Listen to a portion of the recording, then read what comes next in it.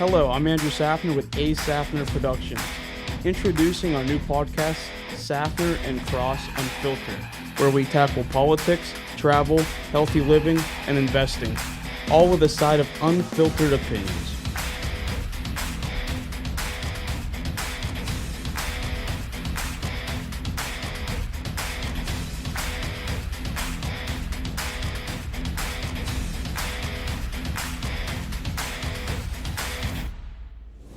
And here we have my co-host, Keith Cross. Keith, tell us a little bit about yourself. I'm from Meadville. I own a couple businesses with my wife. I dabble in real estate as well as the stock market and crypto. So you invest, you have properties. What sparked your interest in the real estate market? Well, I wanted to become wealthy and become a millionaire. And obviously I wasn't born into it, so that's the easiest way you could do it. But I started looking at other wealthy people and millionaires, and 90% of them became millionaires through real estate. So naturally, I wanted to segue into real estate. So are you currently focused on commercial or residential properties? Residential. Commercial's a hard one to do, especially in our area, not being from a huge city. And then obviously with COVID, brick and mortar isn't needed as much anymore because you online purchasing, Skype, meetings with everybody and online everything almost. I mean, look at Jeff Bezos. He went from being worth $100 billion to worth like $180 billion in 1 year during COVID. How do you evaluate if a property is a good investment? Between the 1% and 2% rule, generally you look at that. If a house is $100 grand and it's only collecting $800 a month in rent, and I don't think I can get more than $1,000, generally on $100 grand, you would obviously I would want to make at least $1,400 to $2,000 a month. So right. With that being said, that would automatically disqualify that house to even for me to look at or even calculate like an ROI on it. But generally, I like 15 to 20% minimum ROI, if not even higher, because with not having a ton of money to start with, you want your dollar to go as far as it can go. Right. Maximum efficiency. So what's the biggest lesson you've learned from a failed or challenging real estate deal? Well, first of all, when you're buying off other investors, you have to be careful because when you got money involved, you should question almost everything that you run into and deal with. Because ultimately, some people are trying to pass off their bad purchases and stuff to you, unbeknownst to you with problems and stuff like that, and sell it to you as is and kind of, evade some of the problems and downplay it to you. Right. Do you see any major trends shaping in the real estate market in the next 1 to 3 years? Yeah, I could see it getting a little different, obviously, with real estate being almost doubled in some areas.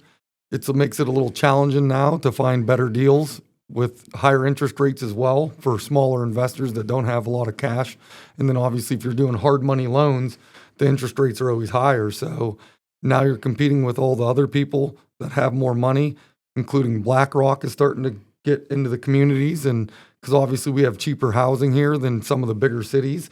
And with COVID and the stock market being down and like low as it can be, they started shifting from investing in the stock market to investing in real estate and started buying up a lot of the homes. So it made it a lot harder for the everyday investor. Right. So speaking of investments, you said you invest in crypto. We are pretty big advocates on XRP. How do you feel about XRP's position in the crypto market right now? I think it's looking really good considering they won that case with the SEC. And then obviously we have a more government-friendly backing on the crypto market. So that'll make it nice with the politicians, favoring crypto, it seems. And then obviously with Japan's talking about, 80% of their banking is going to be XRP. So that would make it skyrocket because Japan kind of sets the tone for technology. Right, and XRP, for those that you don't know, it's going to be worth the same all around the world. There's no transaction fees. It's going to be 0-second transactions. I think it will be the future. And do you think XRP has a chance to challenge traditional finance systems? Absolutely. I think it could, get rid of the dollar in general, get rid of paper money and change. Because ultimately the government likes to control things too, so it would make it easier for them to control everything you do with money as far as shutting your bank account down mere seconds, and you wouldn't have cash in the safe or, under the mattress, so to speak. So, what risk do you think new crypto investors underestimate? I think they underestimate the volatility of it at times. Obviously, it can have major drawbacks in that meaning and regard. And ultimately, I don't think people realize how big crypto could get if it does replace the dollar and money in general. I mean, if that happens, you'll see it go parabolic, in my opinion.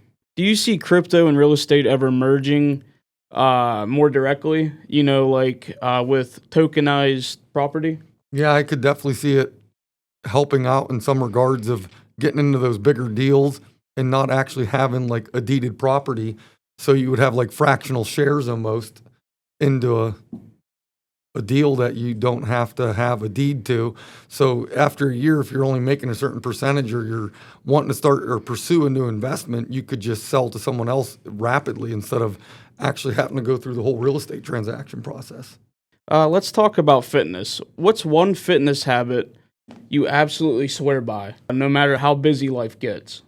Well, the one thing I always like to do is a cold shower. It's a nice mental reset, and everyone needs to take a shower, even if you don't go to the gym, So if you can't have time to go to the gym and all that, it's a nice, quick, less than 10-minute thing that you can do that gives you a nice mental reset with anxiety, with, racing thoughts, everything. And it makes your testosterone go up. It makes your, And as Gary Brecka would say, your liver sends shock proteins throughout the body.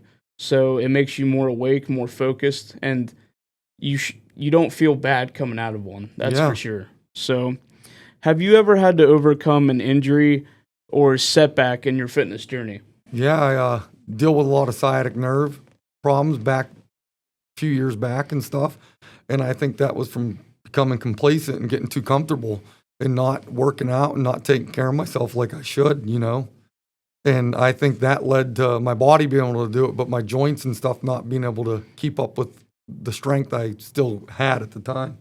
As you know, we were in Lambeau Field and I had to get in a wheelchair just because my sciatic nerve was so bad from a flare-up. Shoveling snow. Yeah, shoveling snow. So do you train more for strength, longevity, or aesthetics? I mean, everybody wants to go to the gym and work out, and go through all that vigorous stuff to get bigger. Obviously, you want to look better too, more cut, more defined. But ultimately, I do it for longevity and health reasons because obviously the more muscle mass you have, the less likely you are to decline in your older age. So how do you stay motivated on days where your discipline is low? If I'm having bad days or not able to want to go to the gym or work out or, coming up with every excuse I can just to feel better about myself, I look towards my wife because 90+% of the time she's a machine, doing laundry, cooking, going to work, working out in the morning for an hour to an hour and a half. And then she even comes home and does it almost an hour on the treadmill too. Keeps you on track, man. Yeah. So you got a sauna, you do cold plunges. What would you say is your favorite out of the two? I don't know. I wouldn't say that my favorite would be the cold plunge just because, I don't know, it just shocks the hell out of you, to be honest. It's like instant gratification and it's quicker than obviously a sauna.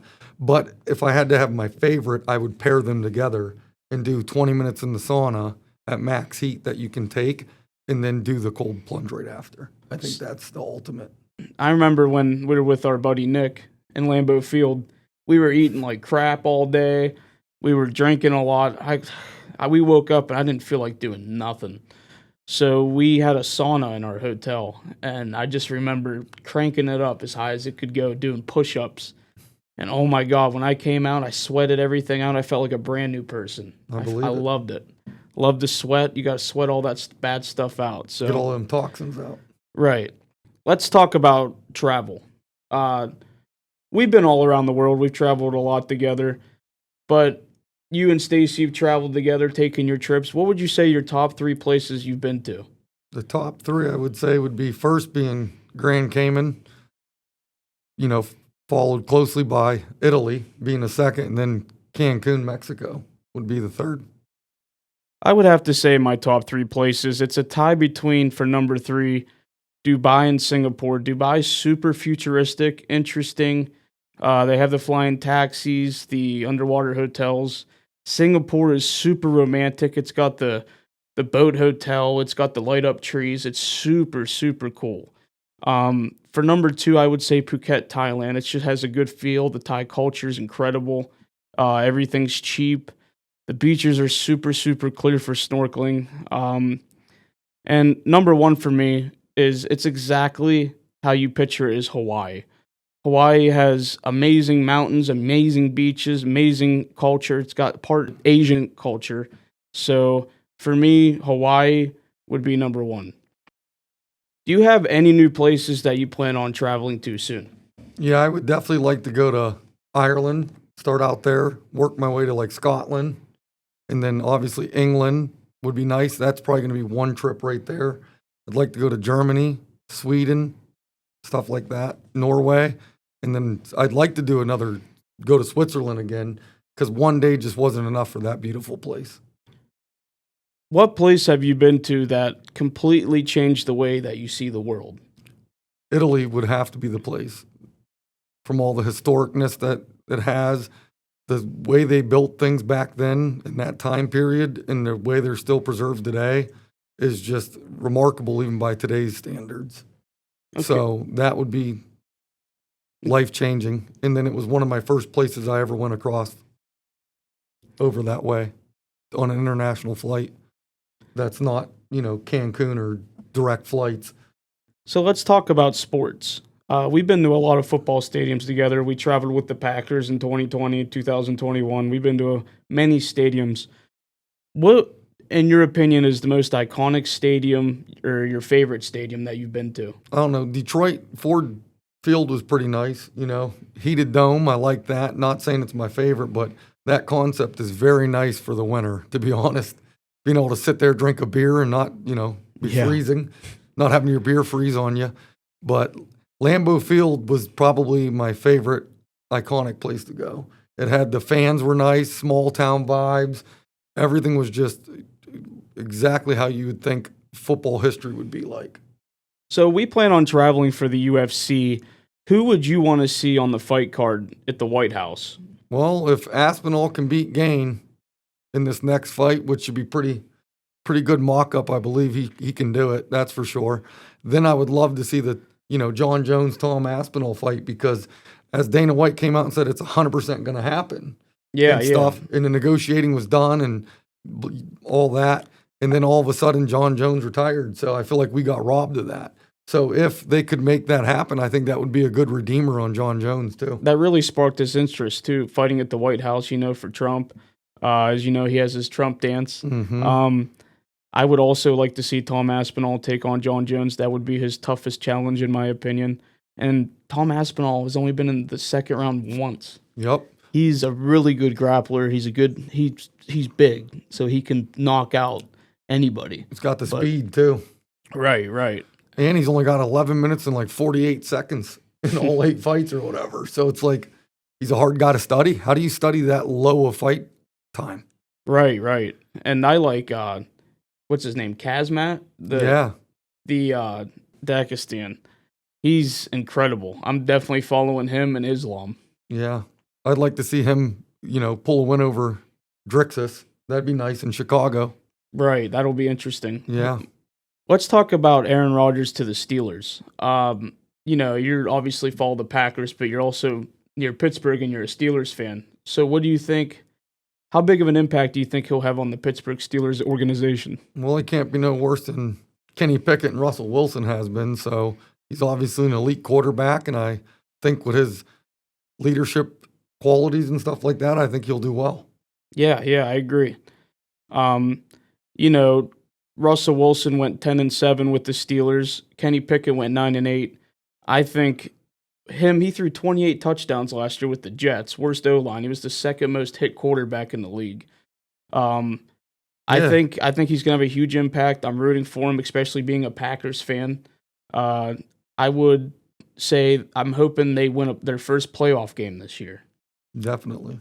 So it was a pleasure having you guys listen to us.